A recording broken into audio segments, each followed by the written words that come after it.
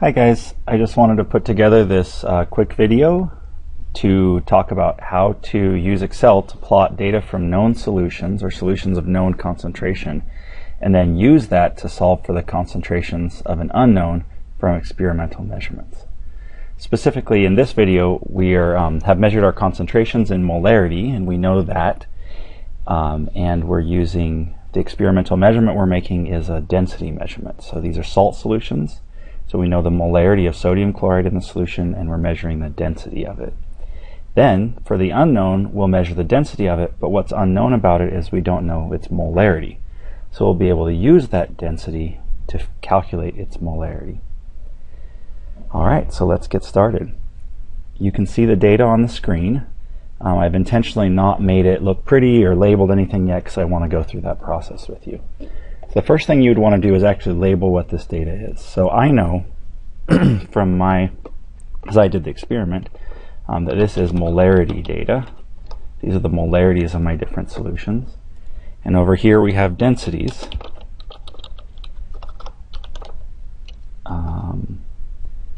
In the unit of grams per milliliter.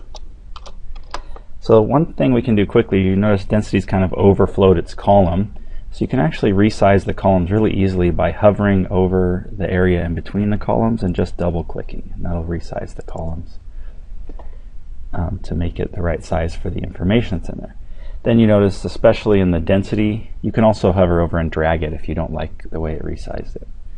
In the density column, you notice that it's not lined up very well. Everything's aligned to the right below, but up there it's not aligned well, so we probably want to hover over all of those and hit the center button up here. Put them in the middle. We'd like to maybe make our headers a little bit standing out, so maybe we'll make them bold, maybe we'll underline them. That makes it look really nice then, that this is molarity data and this is density data. You notice that Excel doesn't round for proper significant figures or anything. It doesn't know what decimals I want to be displayed. So I have to tell it that. So you highlight the areas, and you could right click and click format cells, and you could do the same thing, but a quicker way to do this, just to go up here and use these buttons to either subtract decimal places or add decimal places. So we want to maybe go and display everything to 3 decimal places. And you could edit cell by cell, but this makes a really nice way to do it that makes it look pretty right off the bat. And then I've got the density unknown down here. All I know is its density. I don't know its molarity. I'm going to be trying to figure that out. So I might want to bold and underline that as well. And I did not state its unit, so I could come down here or in the header and write the unit as well. That's the same unit. It's 1.07 grams per milliliter.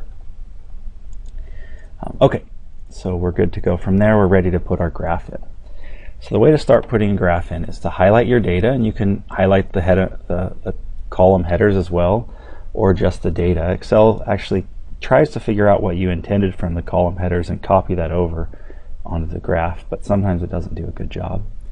Then you can go to the insert menu and choose the scatter plot. Make sure you choose a scatter plot. The line plot is actually something else. So we want to choose a scatter plot, and preferably we want to not use any of the connected dots options. We want just the dots on the graph to begin with. And it'll go ahead and slap that in there with the data we selected. Now you should be able to tell pretty much right off which data is on which axis. Just look at your data. Your molarities go from 0 to 2.5-ish. So clearly that's the numbers down here. So molarity is down here on the x-axis, and densities go from 0.998 up to 1.12. So that's clearly the information here on the y-axis. If you wanted to switch that, you can always right-click on a data point and select data, and you can actually go change which data is where. There's also ways to do all of these things through the menus up here as well. See, under the design menu, there's select data as well. So that's pretty much it.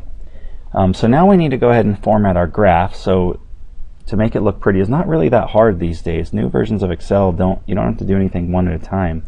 They have these kind of pre-formatted looks for you. So if we like that one, that's a pretty standard one, or this one, or this one, and you can scroll through a lot of these, and a lot of them have whatever information you like on there. I'm going to go with the standard one right from the beginning, and that just gives us these axis titles and a chart title, and so we can go ahead and type them in. So this axis title we decided was density in the unit of grams per milliliter. And this axis down here we decided was molarity. That's pretty easy. You can do lots of things. You can delete this series. You don't need to show that if you don't want to, or you can leave it. It doesn't really matter. You can make your graph a little larger, whichever way you want to do it here. And you can title your chart. You can make it whatever you want. You can do this Seth's density experiment. Or if that doesn't seem very professional, you could leave your name out, or whichever way you want to do it. It doesn't really matter here. This is a kind of personal preference about how to lay this out in a nice, clean manner that expresses what you want to the person who looks at it. So you don't want to put lots of junk in there, because you want to clearly express the information that you've gathered, your molarity versus density data. So you notice this kind of forms a line, and that's good, because molarity has a linear relationship with density. As you get higher and higher sodium chloride concentrations, the solutions get more and more dense. And that's actually what we want. So the next thing we need to do is we need to put in a trend line to actually map this trend. So to do that, click on a data point and then right click. If you're on a Mac, I think it's a control click. There's also ways to do these through the menus, like I said before. So you can click through these chart menus and see which one allows you to add a trend line. So that's right here. So I'm going to go ahead and do the right click option and add a trend line. And that just slaps it in. You get some options now. In newer versions of Excel, this pops up on a sidebar right here. The options that we want to choose, specifically, really just one option, is display the equation on the chart. There's good reasons for all of these other options. We want a linear trend line, and we want to display the equation on the chart. The other options are good for different situations, but you don't need them right now, so we'll just ignore those. So I'll go ahead and say close, and it will slap that trend line in there. And what we've got here is we've been shown the equation of the line. If it's too small or you don't like the way it's displayed, you can always right click that and say format trend line label. You say, hey, I really like extra decimal places in there. Maybe I want 5 decimal places. That'd be great. You can do that. You could say format trend line label, and say, hey, I really wish the font was larger, or I wish it had a border color, or it was aligned differently, or all of these different things should be able to be edited through these menus right here. Okay, so then you can drag that around to wherever it's easiest to see as well. So that's the equation of the line. That's basically it. We've done in Excel what we needed to do. This is the goal of the whole thing, is to get this information right over here onto the graph with an equation for the line. So now that we have this equation for the line, we need to take that and use that, like we said, to solve for the density of the use the density of the unknown to solve for the molarity of the solution that we were testing. So to do that, we need to make a quick mental note. Density, remember, is on the y-axis, and molarity is on the x-axis. So when we say y here, that represents density, and when we say x over here, that represents the molarity. So the equation tells us that the density of any salt solution is equal to this number here, that's the slope, m, times the molarity plus this number over here, and that's the intercept, the y-intercept. So let's take this and see how we would use this to solve for the molarity of our unknown. So I'm just going to take it over here where I've got some equations set up already, and I'm going to plop that. No, I grabbed the wrong thing, but that works out well too, actually. So take that chart over here, and there's that equation of the line. So basically, like we said, that line right up there means density equals the slope times the molarity, which is on the x-axis, plus this intercept, which is b. So instead of m here, I'm going to go ahead and type in the actual number that we found, 0.04795, plus then the intercept, which is 0.99627.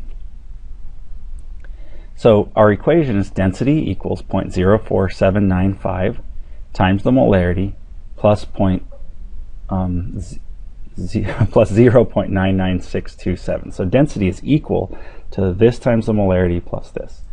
But we're not solving for the density, right? We're solving for the molarity. So we want to rearrange the equation this way, where molarity equals the density plus that intercept value right up there, plus 0.99627. That's just some algebra. Just subtract the intercept from both sides and then divide by the slope. Divided by 0.04795. So now we can plug in whatever that density value is, and we can solve for the molarity. So if we bring this down, equation down, all we need to do is go back and look at what that density was and plug it in, and we can solve for the molarity.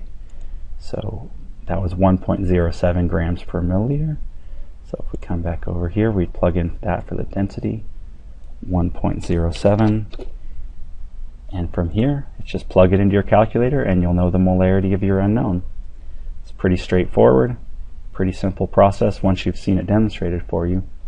And it's pretty powerful, so it's a great thing. I won't plug it into the calculator and get the answer because I'm sure you're all capable of that. All right, thank you very much.